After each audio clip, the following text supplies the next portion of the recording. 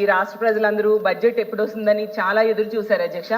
అసలు దేశ చరిత్రలో కానీ రాష్ట్ర చరిత్రలో కానీ ఎప్పుడు ఇలా 6-7 నెలలు ఓటాన్ బడ్జెట్తో గడిపేయడం అనేది జరగలేదు అధ్యక్ష.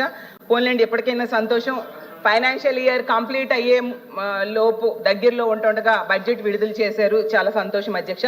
ఇన్ని రోజులు బడ్జెట్ పెట్టకపోయేసరికి రాష్ట్ర ప్రజలందరూ అనుకున్నారు అధ్యక్ష, ఈ బడ్జెట్ మా తలరాతలు మార్చేస్తుంది అనేసి, అలాగే అద్భుతంగా ఉంటుంది అనేసి, అలాగే హామీలన్నీ అమలు చేసేస్తారని చాలా ఆశపడ్డారు అధ్యక్ష.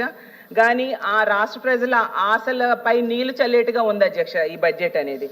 అలాగే మొన్న మంత్రి గారు బడ్జెట్ ప్రసంగాన్ని ప్రారంభించే సమయంలో చెప్పారు అధ్యక్ష, మొన్నటి ఎన్నికల్లో మేము 93% సీట్లు గెలిచాము. చంద్రబాబు నాయుడు గారు, పవన్ కళ్యాణ్ గారికి వాళ్ళ మీద ప్రజలకు ఉన్న నమ్మకానికి ఇది నిదర్శనం అనేసి, అలాగే ఈ రాష్ట్ర ప్రజలకి వాళ్ళ మీద ఉన్న విశ్వాసానికి నిదర్శనము అనేసి.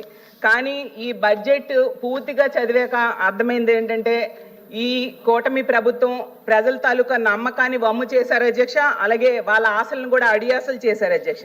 అసలు ఈ బడ్జెట్ చూసాక ఎవరిని అడిగినా చెప్తారు అధ్యక్ష, మహిళలైనా, యువతైనా, అలాగే రైతులైనా నమ్మించి నట్టేట ముంచారు అనేసి, మోసపోయాము అనేసి ప్రతి ఒక్కరు కూడా ఎవరిని అడిగినా చెప్పే పరిస్థితి ఉంది అధ్యక్ష.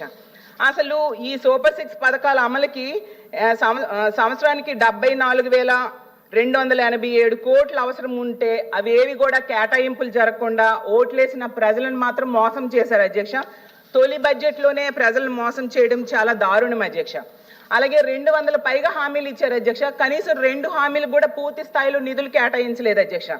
అసలు తొలి బడ్జెట్ ప్రవేశపెట్టేటప్పుడు హామీల అమలు కోసం ఏ ప్రభుత్వం, నన్ను మాట్లాడివ్వండి ప్లీజ్, హామీల అమలు కోసం చాలా తాపత్రయపడతారు అధ్యక్ష. కానీ మోసం చేయడంలో తిరుగులేని చరిత్ర ఉన్న ఈ ప్రభుత్వం మాత్రం మరొకసారి ప్రజలను మోసం చేసింది అధ్యక్ష. ఎన్నికలప్పుడు ఏం చెప్పారు అధ్యక్ష, నీకు 15,000, నీకు 15,000, నీకు 15,000, నీకు 18,000, నీకు 18,000.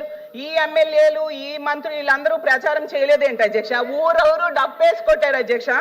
చూసేసరికి ఆ డప్పు సౌండ్ మాత్రం బడ్జెట్ లో వినిపించలేదు అధ్యక్ష. ప్రతి ఇంటికి వెళ్ళి, ఆపండి అమ్మా, నాకు మాట్లాడనివ్వండి. ప్రతి ఇంటికి వెళ్ళి చిన్నపిల్లలకేమో నీకు 15,000, నిరుద్యోగులకేమో 36,000, మహిళలు కనిపిస్తే 18,000, 50 ఏళ్ళు పైబడిన వాళ్ళు కనిపిస్తే 48,000, రైతులు కనిపిస్తే 20,000. ఇలా ప్రతి దగ్గర కూడా చెప్పారు అధ్యక్ష. ఈ బడ్జెట్ లో అవన్నీ ఎక్కడున్నాయి అధ్యక్ష? ఎక్కడున్నాయని నేను అడుగుతున్నాను అధ్యక్ష. అసలు బడ్జెట్ లో ఈ బడ్జెట్ కి మేనిఫెస్టోకి అసలు కంపేర్ చేస్తే ప్రజల తాలూకా మైండ్ బ్లాంక్ అయిపోయింది అధ్యక్ష. నిజం చెప్తున్నా, ప్రజల తాలూకా మైండ్ బ్లాంక్ అయిపోయింది అధ్యక్ష. ఎన్నికలప్పుడే ఎవరికి ఏం కావాలన్నా చెప్పారు అధ్యక్ష. డబ్బులు లేకపోయినా పర్వాలేదు, సంపద సృష్టిస్తానని చెప్పారు అధ్యక్ష. సంపద సృష్టించి హామీలు అమలు చేస్తానన్నారు అధ్యక్ష. ఏదో అధ్యక్ష సంపద సృష్టి? ఎక్కడ సంపద సృష్టి?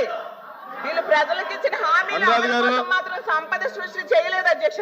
ఆశ్చర్యం ఏంటంటే, ప్రతి ఇంటికి వెళ్ళారు అధ్యక్ష, వాళ్ళ నంబర్ తీసుకున్నారు, వాళ్ళకి ఒక ఓటీపీ చెప్పారు, వాళ్ళకి ఒక మెసేజ్ చూపించారు అధ్యక్ష. మీ కుటుంబానికి ఈ పథకాలు వస్తాయి, ఇన్ని వేలు వస్తాయి, ఇన్ని లక్షలు మీ అకౌంట్ లో పడిపోతాయి జూన్ నుంచి అది చెప్పారు అధ్యక్ష. ఏమో అధ్యక్ష, లక్షల రూపాయలు జూన్ గడిచిపోయింది, ఇప్పుడేమో నవంబర్ కూడా వచ్చేసింది అధ్యక్ష. అలాగే బాబు షూరిటీ, భవిష్యత్ గ్యారంటీ అని బాండ్స్ పంచారు అధ్యక్ష.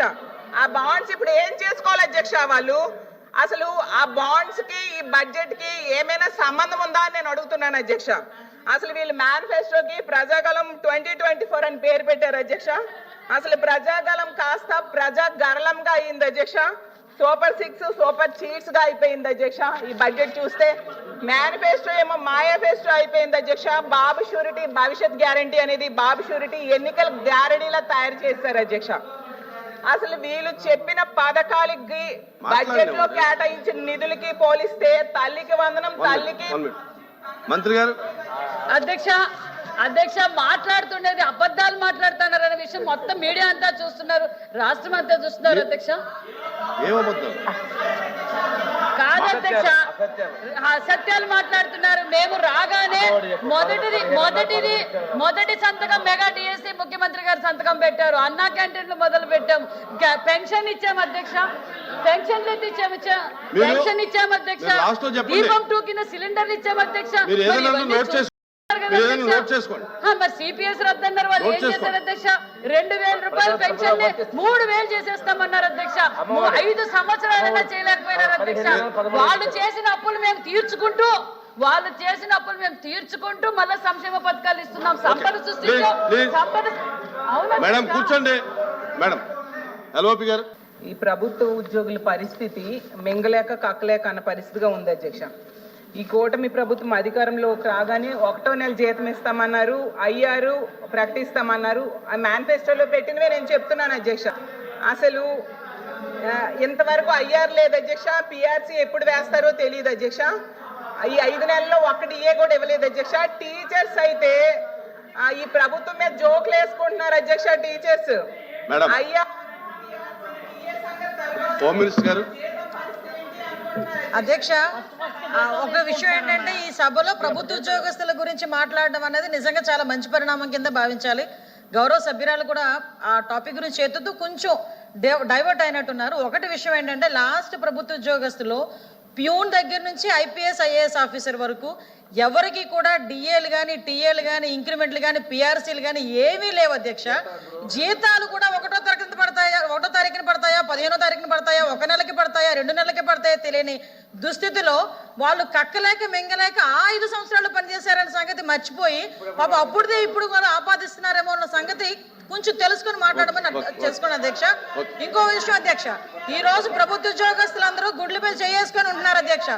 ఎందుకనంటే నేను అధ్యక్ష నాకు అవకాశం ఇచ్చారు, తను మాట్లాడారు, నేను మధ్యలో మీకు అడిగాను, మీరు నాకు అవకాశం ఇచ్చారు. నేనేమంటానంటే ప్రభుత్వ ఉద్యోగస్తులందరూ కక్కలేక మింగలేక అని వీళ్ళు అనుకుంటున్నారు. వీళ్ళున్నారు అధ్యక్ష కక్కలేక మింగలేక. కానీ ప్రభుత్వ ఉద్యోగస్తులందరూ ఈరోజు గుండెల మీద చేసుకొని 1వ తారీఖు కల్లా మేము పనిచేసిన ప్రభుత్వ ఉద్యోగానికి 1వ తారీఖు జీతాలు పడుతున్నాయని చెప్పి చాలా హ్యాపీ ఫీల్ అయ్యారు.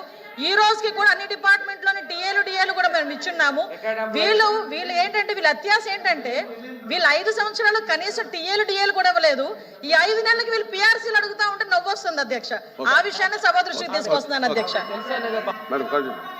అధ్యక్ష, వాళ్ళు అయ్యారు పిఆర్సీ డిఏ సంగతి తర్వాత ముందు మన జీతాల పరిస్థితి ఏంటి అనేసి మాట్లాడుకుంటున్నారు. ఎందుకంటేనట గవర్నమెంట్ వచ్చిన మొదటి నెలట 1వ తేదీ జీతం వచ్చిందంట అధ్యక్ష. 2వ నెలట 2వ తేదీ వచ్చిందట బడ్జెట్ గురించి మాట్లాడండి అధ్యక్ష. మరి డబ్బులు బడ్జెట్ గురించి మాట్లాడండి. 3వ నెల 3వ తేదీని వచ్చిందట. 4వ నెల 4వ తేదీని 5వ నెల 5వ తేదీని జీతం ఇచ్చారంట అధ్యక్ష. అంటే ఇలా 5 సంవత్సరాలు గడిచేసరికి 2 నెలలకు ఇస్తారా అని టీచర్స్ భయపడుతున్నారు అధ్యక్ష. ఓకే అధ్యక్ష, ఇంకా పథకాల గురించి అధ్యక్ష, సూపర్ 6 పథకాలకి అధ్యక్ష, సూపర్ 6 కూర్చోండి ప్లీజ్. ఎల్ఓపి గారు, ఎల్ఓపి గారు.